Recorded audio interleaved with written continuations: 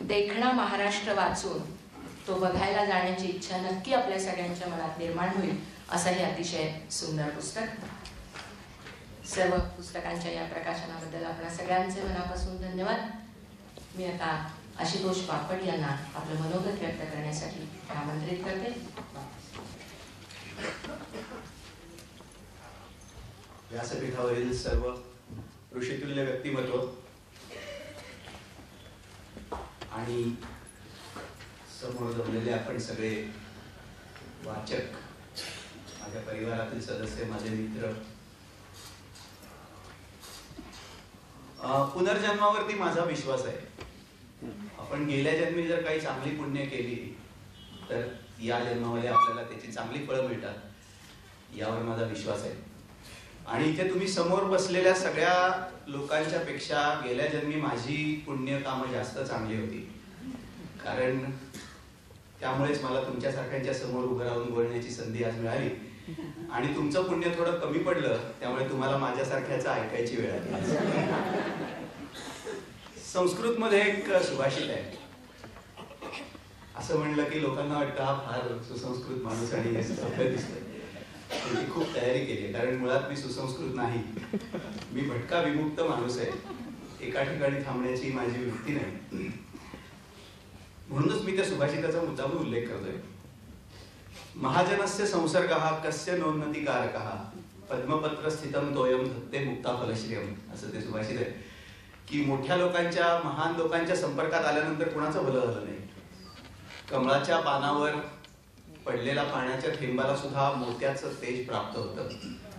माझ्या बाबतीत पूर्णपणे तसंच झालंय असं मला वाटतं. काहीशी दिशाहीन म्हणा किंवा पूर्णपणे मोकळेपणाने मनमुक्तपणाने केलेली भटकंती होती, त्याला एक प्रकारचं सुसंस्कृत रूप, एक प्रकारचं बांधीव स्ट्रक्चर्ड रूप, हे येण्याचं कारण इथे व्यासपीठावर बसलेले मान्यवर लोक त्याला कारणीभूत आहेत.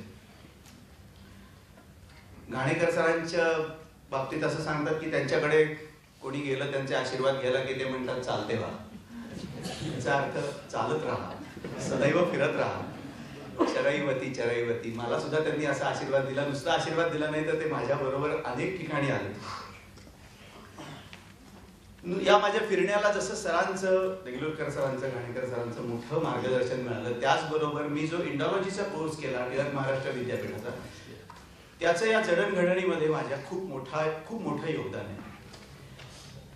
एक प्रकारची दिशा, एक प्रकारचं म्हणजे कशा पद्धतीने एखादी गोष्ट पाहिली पाहिजे, त्याचं डॉक्युमेंटेशन कसं केलं पाहिजे, त्याचा अभ्यास कसा केला पाहिजे, एखादं स्थळ नक्की कसं पाहिलं पाहिजे, त्याबद्दलची माहिती, इतिहास जाणून घेऊन ते लोकांपर्यंत कसं पोहोचवलं गेलं पाहिजे, हे सगळं मी टिळक विद्यापीठामध्ये इंडॉलॉजीच्या अभ्यासक्रमाला शिकलो.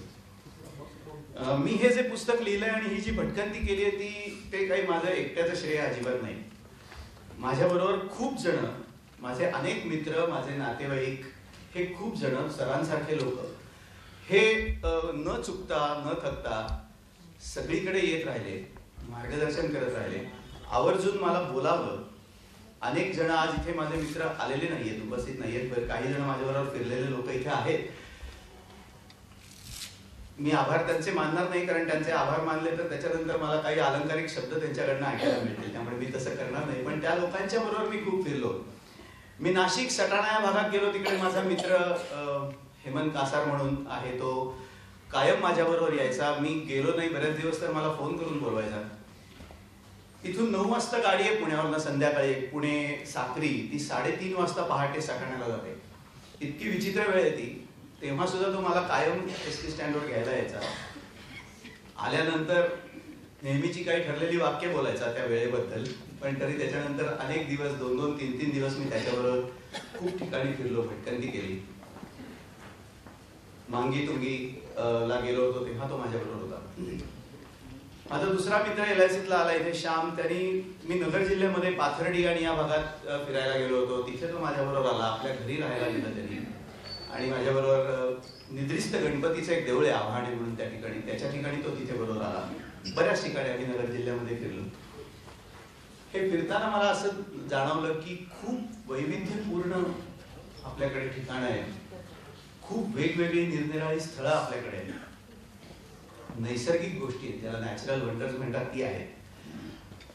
अगदी प्रॉमिनंट जी महत्वाची ठिकाणं आहेत आपली त्याच्या जवळपासच ठिकाण आहेत. फार काही वेगळी वाकडी वाट करायला लागत नाही, पण तरी सुद्धा ही खूप ठिकाणं बघितली गेली पाहिजेत. अनेक लोक तिथे भेटले मला, त्यांनी त्यांचं काय तत्वज्ञान होतं, त्यांना काय वाटत होतं हे सगळं सांगितलं. त्यातनं खूप विनोदी आणि गमतीशीर गोष्टी पण झाल्या. कोकणामध्ये एका मंदिरामध्ये मी गेलेला असताना सरांचं पुस्तक माझ्याबरोबर होतं आणि त्या मंदिराची सगळी माहिती केल्यानंतर त्या मंदिराचा जो पुजारी होता त्यांनी मला सांगितलं की हे जे तुम्ही वाचताय ते सगळं खोटं आहे. हे मंदिर काही माणसाबिणसाने बांधलेलं नाही, हे माणूस करूच शकत नाही, हे देवांचं कृत्य आहे. तर मी त्याला म्हणलं हो मलाही तसंच वाटतं, देवांचं कृत्य हे बहुतेक पांडवांनी बांधलं असेल ना. तर तो माणूस म्हणला बरोबर, मी ज्ञानी दिसतंय, हे पांडवांनीच बांधलं. तर मी त्याला म्हटलं की पांडवांनी खूप देवळं बांधली हो, मी बऱ्याच ठिकाणी गेलो किंवा लेण्या खोदलेल्या दिसल्या, त्या सगळ्या पांडवांनीच केल्या होत्या, हे कसं काय झालं असेल. तर तो प्रचंड खुश झाला. आणि जसं पु ल देशपांडे म्हणलेत ना, त्यांनी जशी कोकणातल्या अंतू बर्वा किंवा अशी पात्र उभी केलीत ना, अक्षरशः तसं पात्र होतं ते. माझ्या जवळ येऊन मला म्हणला की तुम्हाला खरं सांगतो, मी फारसं कोणाला सांगत नाही, हे 12 वर्ष घरातनं हाकलून दिलेले, काम धंदा काही नाही, 2 वेळ जेवायचं आणि फक्त फिरत राहायचं. शेवट कृष्ण त्यांना भेटला आणि म्हणला असं काहीतरी फिरण्यापेक्षा काहीतरी चांगलं पुण्याची कामं करा, पुढे युद्धात विजय मिळेल. म्हणून त्यांनी मंदिरं बांधली आणि आपल्यालाही बघायला मिळतं. मी जगात महाभारताचं इतकं ह्या तत्वज्ञानाचं असं विशद केलेलं कुठेही जगात नाही. माणसं भेटली, अक्षरशः भन्नाट माणसं भेटली.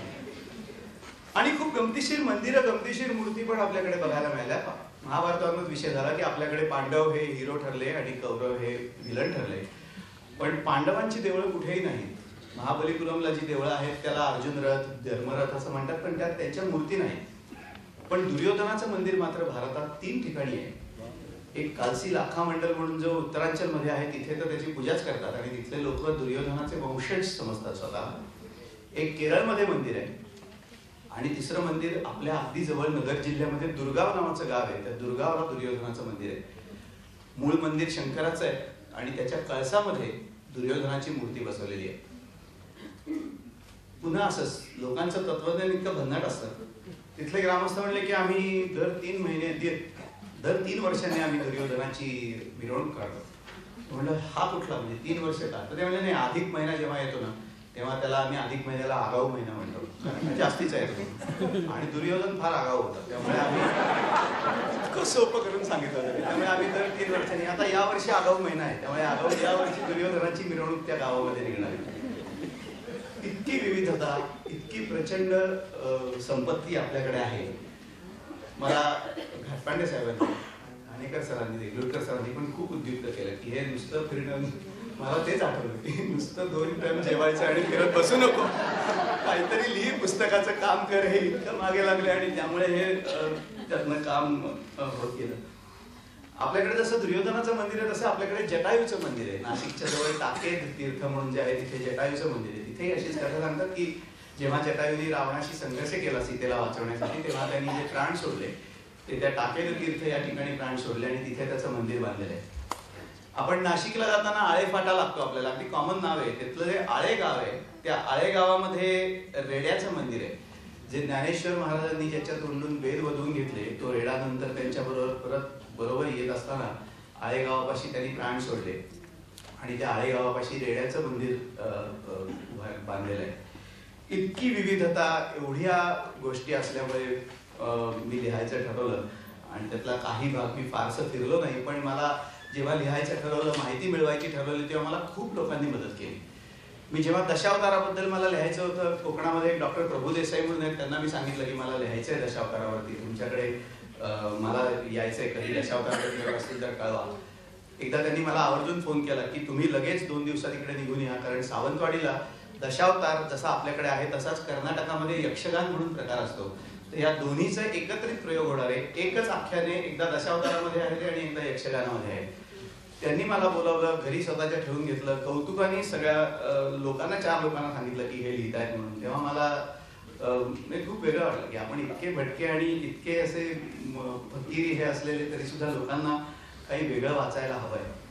लोकप्रभामध्ये माझे आलेले लेख गगनबावड्यावर, म्हणजे कोल्हापूरच्या संदर्भामधले काही लेख होते. गगनबावडा नावाचं ठिकाण आहे त्या गगनबावड्यातच एक एसटी कॅन्टीन आहे. त्या एसटी कॅन्टीनला कटवाडा नावाचा एक भन्नाट प्रकार मिळतो. कट म्हणजे आपण ज्याला सॅम्पल म्हणतो इकडे, तसा तो कट असतो आणि अतिशय चविष्ट असतो. ते मी माझ्या लेखामध्ये लिहिलं. ते त्या माणसापर्यंत तो लेख कुठनं तरी पोहोचला. त्यांनी ते 2 अंक विकत घेतले, त्याचं लॅमिनेशन केलंय आणि हॉटेलमध्ये लावलं ते आणि कळवलं मला. तेव्हा मला बरं वाटलं की म्हटलं ठीक, छान, आपण जे ज्याच्यासाठी केलं होतं, जे लोकांपर्यंत हे पोचायला पाहिजे ते पोचलं.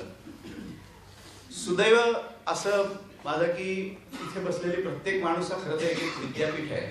त्यांच्याकडचं ज्ञानाचा अक्षरशः भांडार आहे.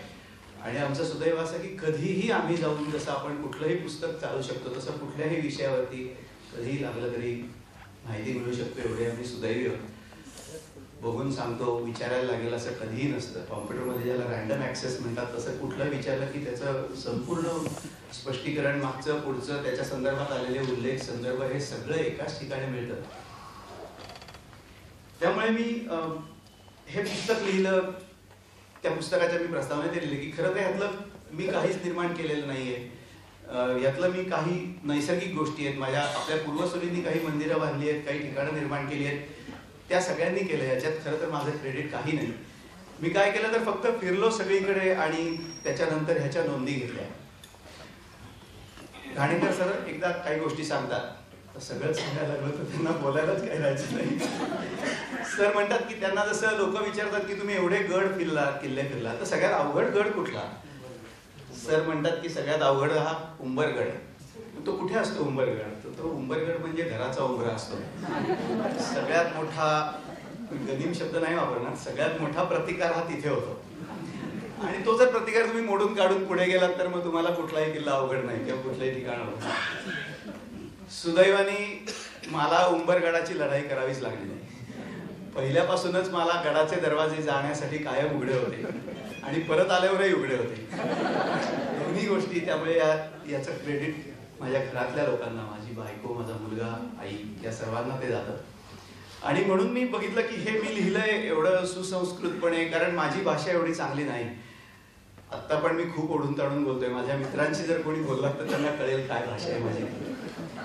म्हणून मला असं जाणवलं की काय आपलं नक्की स्टेटस काय आहे. तेव्हा मला असं कळलं की हे इथे बसलेले हे ज्ञानदेव आहेत, त्यांनी माझ्या डोक्यावरती हात ठेवला म्हणून माझ्या तोंडून हे वेद, त्यांचं उच्चारण झालं.